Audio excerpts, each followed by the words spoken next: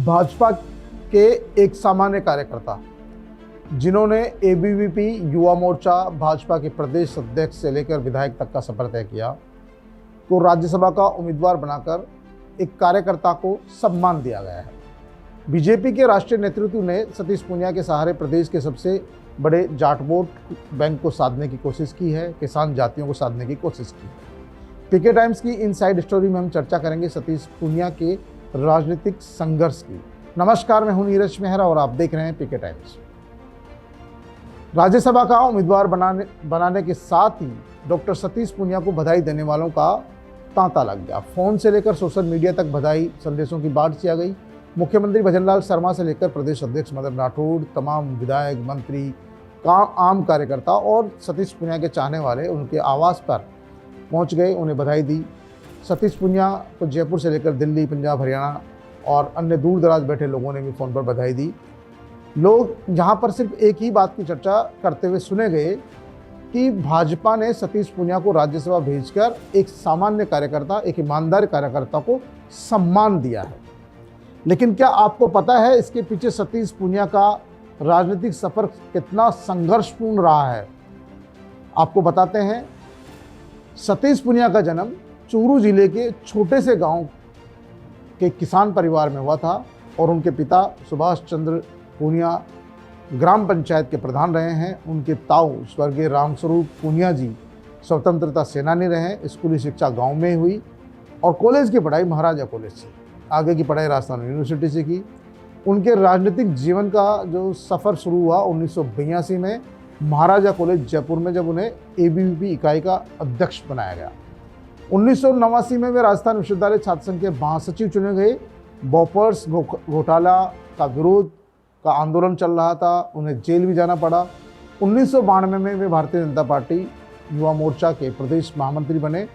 इस दौरान उन्हें भैरव सिंह शेखावत ने राजगढ़ विधानसभा से टिकट भी दिया, लेकिन पूनिया चुनाव हार गए। सतीश पूनिया के राजनीतिक सफ़र में कई उतार चढ़ाव उन्होंने ज़िंदगी में देखे और इस उतार चढ़ाव के दौरान उन्हें बहुत सारी बातों का भी सामना करना पड़ा। राजस्थान यूनिवर्सिटी के दौरान उन्होंने छात्र संघ अध्यक्ष का भी चुनाव लड़ा और बताते हैं इनके यार दोस्त की जब ये चुनाव लड़ रहे थे तो इनके पास खुद की गाड़ी भी नहीं थी, यानी कि इनके यार दोस्तों की गाड़ियों से ही ये चुनाव प्रचार करते थे। इन्होंने भी एक सामान्य कार्यकर्ता की तरह संघर्ष किया। वर्ष 2004 से 2014 के बीच में इन्हें 4 बार बीजेपी में राजस्थान महामंत्री के रूप में काम करने का अवसर मिला।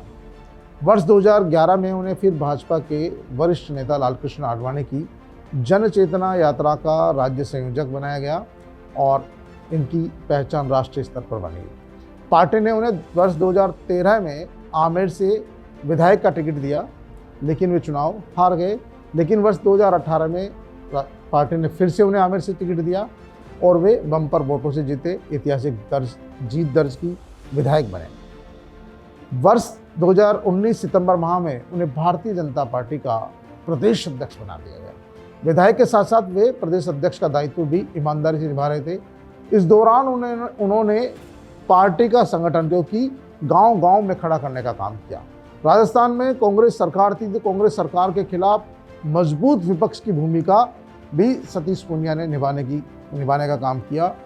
और वर्ष 2023 के जब विधानसभा चुनाव आए तो उन्हें आमेर से टिकट भी दिया गया, लेकिन वो पूरे राजस्थान में, क्योंकि पूरे राजस्थान में नेटवर्क खड़ा किया था उन्होंने, पूरे राजस्थान में उन्होंने चुनावी माहौल में काम किया था, जगह जगह घूमते रहे, खुद की विधानसभा में ज़्यादा ध्यान नहीं दे पाए और आमेर से चुनाव हार गए। इसके बाद पार्टी ने उन्हें हरियाणा का प्रदेश प्रभारी बनाया।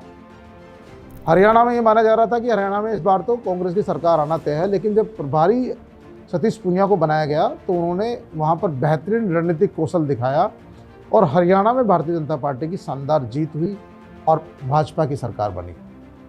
इससे सतीश पूनिया का कद अचानक पूरी बढ़ गया। पूरी पार्टी की नज़र में, राष्ट्रीय नेतृत्व की नज़र में सतीश पूनिया बिल्कुल एक हीरो की तरह उभर गए, क्योंकि जिस हरियाणा में पार्टी सोच रही थी कि यहाँ पार नहीं पड़ने वाली, वहाँ भाजपा की सरकार बन गई। इसके बाद बिहार चुनाव में भी उन्हें भेजा गया, बंगाल चुनाव में भी उन्हें भेजा गया और यहाँ दोनों स्थानों पर ही सतीश पूनिया ने बेहतरीन काम किया, जिसके चलते उनकी पार्टी में केंद्रीय स्तर पर पकड़ मजबूत होती गई।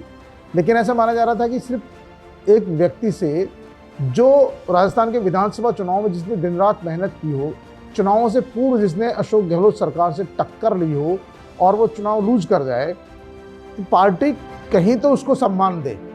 हम आम कार्यकर्ता के मन में ये था और हर कार्यकर्ता सोचता था कि कहीं ना कहीं पार्टी सतीश पूनिया जी को सम्मान दे, ताकि दूसरे कार्यकर्ताओं को काम करने का हौसला मिले। और शायद हो सकता आम कार्यकर्ता की आवाज़ को पार्टी ने सुना और सतीश पूनिया जी को यहाँ राज्यसभा सदस्य के रूप में उम्मीदवार बनाया। और उम्मीदवार बनाया तो इससे ये साफ हो गया कि भारतीय जनता पार्टी एक सामान्य कार्यकर्ता के ईमानदारी से काम किए गए उसको फल जरूर देती है। और सतीश पूनिया को राज्यसभा भेजने से देखो पार्टी को भी देश भर में लाभ मिलेगा। राजस्थान, हरियाणा, दिल्ली, यूपी के जाट समाज को साधा जा सकेगा, क्योंकि राजस्थान में भी बात करें तो राजस्थान में जाट समाज बड़ी संख्या में है और भारतीय जनता पार्टी के पास फिलहाल जाट नेतृत्व के नाम पर सतीश पूनिया ही सबसे बड़ा चेहरा है। यदि सतीश पूनिया को राज्यसभा भेजने के साथ साथ केंद्र में यदि मंत्री बना दिया गया तो फिर सतीश पूनिया को यूपी, हरियाणा, राजस्थान और तमाम जो प्रदेश है जहां पर जाट समाज की बहुलता है वहां पर भेजा जाएगा, जिससे वो जाट समाज को बीजेपी से जोड़ सके। क्योंकि उनकी छवि न केवल जाट समाज के नेता के रूप में बल्कि 36 कौम के नेता के रूप में सरल स्वभाव है, सौम्य स्वभाव है, सरल स्वभाव के व्यक्ति है।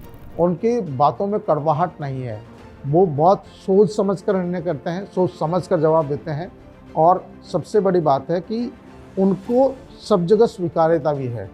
और जिस तरह से, क्योंकि देखिए हरियाणा को खांटी जाट क्षेत्र माना जाता है, राजस्थान से भी बड़ा जाट लैंड माना जाता है, और वहाँ पर उन्होंने जाट समाज को साधने का जो काम किया है, वहाँ पर भारतीय जनता पार्टी की सरकार बनाने में जो भूमिका निभाई है, उसके बाद अब भारतीय जनता पार्टी के नेताओं को भी लगता है कि सतीश पूनिया इस काम को बखूबी निभा सकते हैं। राजस्थान की बात करें तो कांग्रेस के पास जाट समाज के नेताओं की बड़ी लिस्ट है, बड़ी सूची है। उनके पास जाट समाज के नेताओं की कमी नहीं है। हनुमान बेनीवाल बड़ा खुद अपने आप में एक जाट चेहरा है और जाट समाज को खींचने की बड़ी ताकत है उनमें। बहुत सारी सीटों को चुनाव जिताने और हराने का काम बेनीवाल कर सकते हैं। तो भारतीय जनता पार्टी के पास ऐसा कोई चेहरा नहीं था जो कांग्रेस के जाट नेताओं की काट के तौर पर इस्तेमाल किया जा सके या हनुमान बेनीवाल के सामने उनको खड़ा करके जाट समाज को प्रभावित किया जा सके। अब सतीश पूनिया को राज्यसभा भेजकर भारतीय जनता पार्टी ने एक बेहतरीन काम करने की कोशिश की है।